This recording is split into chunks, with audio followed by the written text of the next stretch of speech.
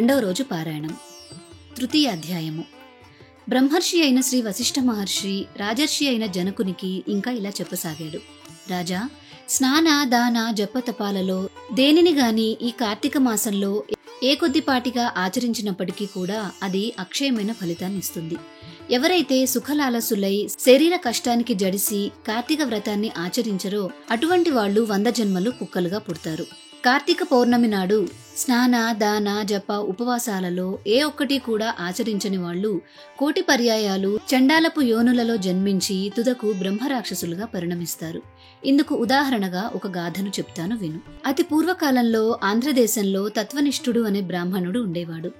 సకల శాస్త్ర పారంగతుడు, అసత్యములను పలుకనివాడు, అన్ని భూతముల యందు దయాళువు, తీర్థాటన ప్రియుడు అయిన ఆ విప్రుడు ఒకానొక తీర్థయాత్ర సందర్భంగా ప్రయాణిస్తూ మార్గమధ్యంలో గోదావరి తీరాన గల ఒకానొక ఎత్తైన మర్రి చెట్టు మీద కారు నలుపు రంగు కలవాళ్లు, ఎండిన డొక్కలు కలవాళ్లు, ఎర్రని నేత్రములు గడ్డములు కలవాళ్లు, గుచ్చబడిన ఇనుప తీగల వలె పైకి నిక్కి ఉన్న తల వెంట్రుకలతో వికృత వదనాలతో కత్తులు కపాలాలు ధరించి సర్వజీవ భయంకరులుగా ఉన్న 3 బ్రహ్మరాక్షసులను చూశాడు. అటువంటి భయంకర స్వరూపులైన ఆ రాక్షసులను అల్లంత దూరం నుండే చూసిన తత్వనిష్ఠుడు అదిరిపడ్డాడు. దానితో బాటే ఆ రాక్షసులు కూడా తనను చూడడంతో మరింత భయపడిన వాడై శ్రీహరిని స్మరించసాగాడు. ఓ జగదీశ్వర, నీవు తప్ప ఇంకొక దిక్కు ఎరుగని వాడను, నన్ను కాపాడు రక్షించు అని ఎలిగెత్తి స్మరిస్తూ రాక్షస భయంతో అక్కడి నుండి పారిపోసాగాడు. అతనిని పట్టి వధించాలనే తలపుతో ఆ రాక్షసత్రయము అతని వెనుకనే పరిగెత్తసాగింది. రక్కసులు ఆ పారునికి చేరువవుతున్న కొద్దీ సాత్వికమైన విప్ర తేజస్సు కంటపడడం వలన, తెరపి లేకుండా అతనిచే స్మరించబడుతున్న హరినామము చెవులబడుట వలన వెంటనే వారికి జ్ఞానోదయమైంది. అదే తడవుగా ఆ బాపనికి ఎదురుగా చేరుకొని దండ ప్రణామాలాచరించి అతనికి తమ వలన కీడు కలుగబోదు అని నమ్మబలికి, ఓ బ్రాహ్మణుడా, నీ దర్శనంతో మా పాపాలు నశించిపోయాయి అని నమస్కరించారు. వారి నమ్రతకు కుదుటపడిన హృదయంతో తత్వనిష్ఠుడు, మీరెవరు? చేయరాను పనులు వేటిని చేయడం వల్ల మీరు ఇలా అయిపోయారు? మీ మాటలు వింటుంటే బుద్ధిమంతుల్లా ఉన్నారు. మరి ఈ వికృత రూపాలేంటి? నాకు వివరంగా చెప్పండి. మీ భయాలు బాధలు తొలగే దారి చెప్తాను అన్నాడు. ఈ మాటలు విని ఆ రక్కసులలో ఒకడు తన కథను ఇలా వినిపించసాగాడు. విప్రోత్తమా, నేను ద్రావిడుడను. ద్రవిడ దేశమందలి మందరమనే గ్రామాధికారి అయిన నేను కులానికి బ్రాహ్మణుడినే అయినా గుణానికి కుటిలుడిని. నా కుటుంబ శ్రేయస్సుకై అనేక మంది విప్రుల విత్తాన్ని హరించాను. బంధువులకు కాని బ్రాహ్మణులకు కాని ఏనాడు పట్టెడన్నమైనా పెట్టి ఎరుగను. నయవంచనలతో బ్రాహ్మణ ధనాన్ని అపహరించడం చేత నా కుటుంబము నాతో సహా 7 తరాల వాళ్లు అధోగతుల పాలయ్యారు. మరణానంతరం దుస్సహమైన నరక యాతనలు అనుభవించి చివరికి ఇలా బ్రహ్మరాక్షసుడనయ్యాను. నాకు ముక్తినిచ్చే యుక్తిని చెప్పు అని కోరాడు. రెండవ రాక్షసుడు ఇలా విన్నవించుకోసాగాడు. ఓ పవిత్రుడా, నేను ఆంధ్రుడను. నిత్యము నా తల్లిదండ్రులతో కలహిస్తూ వారిని దూషిస్తూ ఉండేవాడిని. నేను నా భార్య పిల్లలతో మృష్టాన్నాన్ని తింటూ తల్లిదండ్రులకు మాత్రం చద్దికూటిని పడవేసేవాడిని. బాంధవ బ్రాహ్మణులకు ఒక పూటైనా భోజనం పెట్టక విపరీతముగా ధనార్జన చేసి ఆ కావరముతో బ్రతికేవాడిని. ఆ శరీరము కాలం చేశాక నరకాన పడి ఘోరాతి ఘోరమైన బాధలను అనుభవించి చివరకు ఇక్కడిలా పడ్డాను. ఆ ద్రావిడునికి వలనే నాకు కూడా ముక్తి కలిగే దారిని బోధించుము అని అన్నాడు. అనంతరం 3వ రాక్షసుడు ముందరకు వచ్చి ఇలా మొరపెట్టనారంభించాడు. నేను ఆంధ్రదేశపు బ్రాహ్మణుడను. విష్ణువాలయంలో పూజారిగా ఉండేవాడిని. కాముకుడను, అహంభావిని, కఠిన వచస్కుడిని అయిన నేను భక్తులు స్వామివారికి అర్పించే కైంకర్యాలన్నింటినీ నా వేశ్యలకు అందజేసి విష్ణు సేవలను సక్రమంగా చేయక గర్వముతో తిరిగేవాడిని. తుదకు గుడి దీపాలలో నూనెను కూడా హరించి వారికి ధారపోసి సంభోగ సుఖాలను అనుభవిస్తూ పాపపుణ్య విచక్షణ రహితుడనే ప్రవర్తించేవాడిని. ఆ నా దోషాలకు ప్రతిఫలంగా నరకమును చవిచూసి అనంతరం ఈ భూమిపై నానావిధ హీన యోనులలోనూ నానా నీచ జన్మలను ఎత్తి చివరికి బ్రహ్మరాక్షసునిగా పరిణమించాను. నన్ను మన్నించి మరలా జన్మించే అవసరం లేకుండా మోక్షాన్ని పొందే మార్గాన్ని తెలుపువయ్యా అని ప్రార్థించాడు. తమ పూర్వజన్మ పాపాలకు ఎంతగానో పశ్చాత్తాపపడుతున్న ఆ రక్కసులకు అభయమిచ్చి, భయపడకండి, నాతో కలిసి కార్తీక స్నానానికి రండి, మీ సమస్త దోషాలు నశించిపోతాయి అని చెప్పి వారిని తన వెంట బయలుదేరదీశాడు ఆ బ్రాహ్మణుడు. అందరూ కలిసి కావేరి నదిని చేరారు. అక్కడ తత్వనిష్ఠుడు బ్రహ్మరాక్షసుల నిమిత్తమై సంకల్పం చేసి తాను ముందు స్నానం చేసి పిమ్మట రాక్షసుల చేత కూడా స్నానం చేయించాడు. ఈ బ్రహ్మరాక్షసుల పాప నివారణార్థం నేను ఈ కావేరీ నదిలో ప్రాతస్నానం చేస్తున్నాను అనే సంకల్పముతో అతడు విధి విధానంగా స్నానం చేసి తత్ఫలాన్ని బ్రహ్మరాక్షసులకు ధారపోయగా వారు దివ్యవేషులు విగత దోషులు అయి తక్షణమే వైకుంఠానికి ప్రయాణమయ్యారు. విదేహరాజా, అజ్ఞానము వలన గాని మోహ ప్రలోభాల వలన గాని ఏ కారణము చేత అయినా కార్తీక మాస సూర్యోదయ కాలాన కావేరీ నదిలో స్నానమాచరించి విష్ణువును పూజించిన వాళ్లకు నిస్సందేహంగా 10,000 యజ్ఞాలు చేసిన ఫలం కలుగుతుంది. అందువల్ల ఏదో ఒక ఉపాయం చేసైనా సరే కార్తీకంలో కావేరీ స్నానమును తప్పకుండా చేయాలి. కావేరిలో సాధ్యం కాకపోతే గోదావరిలోనైనా మరెక్కడైనా సరే ప్రాతస్నానం మాత్రం చేసి తీరాలి. అలా ఎవరైతే కార్తీక దామోదర ప్రీతిగా ప్రాతస్నానం చేయరో వాళ్ళు 10 జన్మలు చండాలపు యోనుల్లో పుట్టి అనంతరము ఊరపందులుగా జన్మిస్తారు. కాబట్టి ఎటువంటి మీమాంసతోటి నిమిత్తం లేకుండా స్త్రీలు గాని పురుషులు గాని కార్తీక మాసంలో తప్పనిసరిగా ప్రాతస్నానం ఆచరించాలి. చతుర్థాధ్యాయము. జనకుడు బ్రహ్మర్షితో, మీరింతవరకు కార్తీక మహాత్మ్యాన్ని అసాధారణ రీతిలో చెప్పారు. అయితే ఏ సంకల్పంతో ఈ వ్రతం ఆచరించాలో, ఏ దానాలు చేయాలో కూడా తెలియజేయమని కోరాడు. అన్ని పాపాలను మన్ను చేసేది, పుణ్యాలను అగణ్యాలుగా మార్చేది అయిన ఈ కార్తీక వ్రతానికి ఫలానా సంకల్పము అనేది ఏమీ లేదు. ఈ కార్తీక వ్రతం ఆచరించడం వలన నశించినంతటి పాపం అనేది ఇంకా ఈ ప్రపంచంలో పుట్టలేదు. అందువల్ల వ్రతధర్మాలను తత్ఫలాలను చెబుతాను విను.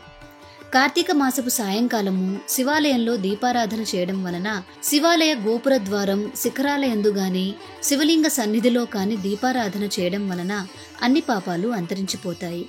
ఎవరైతే కార్తీకములో శివాలయములో ఆవునేతితో కాని నువ్వుల నూనెతో కాని ఇప్ప నారింజ నూనెలతో కాని దీప సమర్పణ చేస్తారో వాళ్ళు ధర్మవేత్తలవుతారు.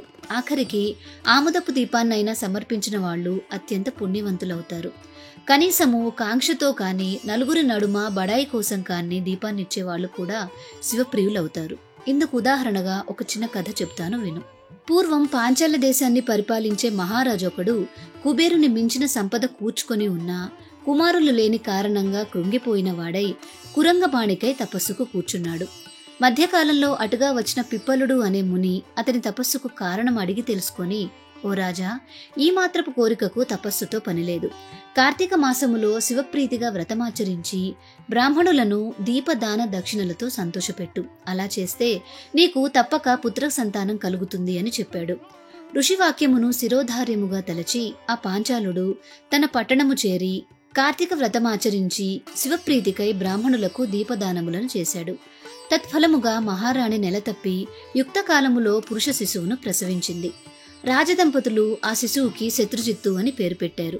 ఆ శత్రుజిత్తు దినదిన ప్రవర్ధమానుడై పెరిగి యువకుడై వీరుడై వేశ్యాంగన లోలుడై అప్పటికి తృప్తి చెందక పరస్త్రీ రక్తుడై యుక్తాయుక్త విచక్షణ నాస్తికుడై శాస్త్రధిక్కారి అయి వర్ణసంకర కారకుడై హితవు చెప్పవచ్చిన వారిని చంపుతానని బెదిరిస్తూ స్వేచ్ఛాచారి అయి ప్రవర్తింపసాగాడు. అటువంటి సందర్భంలో సౌందర్య రాశి అయిన ఒక బ్రాహ్మణ పత్ని తారసిల్లింది. శత్రుజిత్తు ఆమె పట్ల మోహితుడయ్యాడు.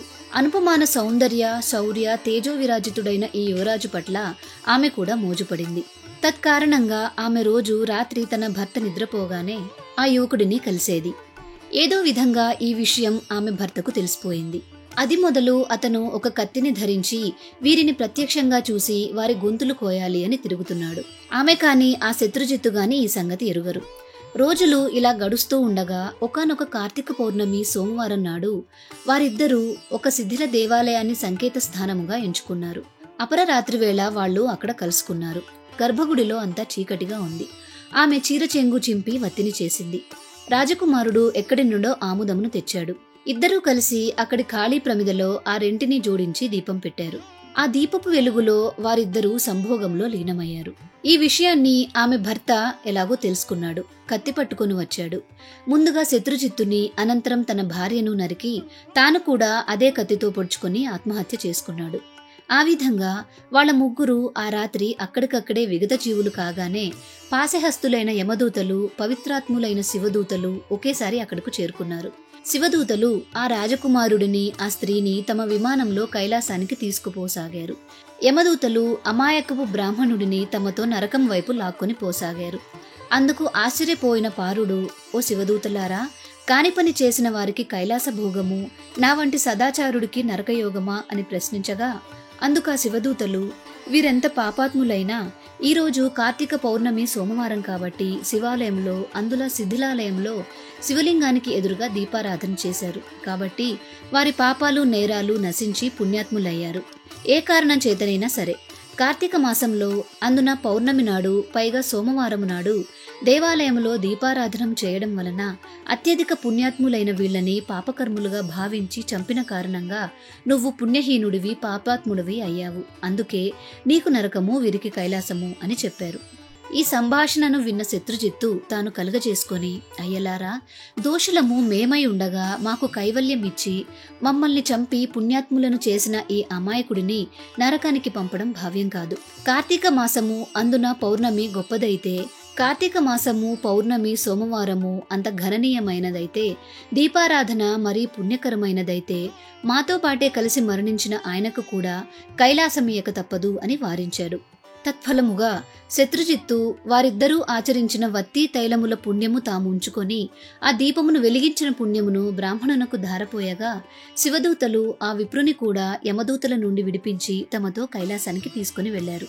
కాబట్టి ఓ మిథిలా నగరాధీశ్వర, కార్తీక మాసములో తప్పనిసరిగా శివాలయంలో కానీ విష్ణువాలయంలో కానీ దీపారాధన చేసి తీరాలి.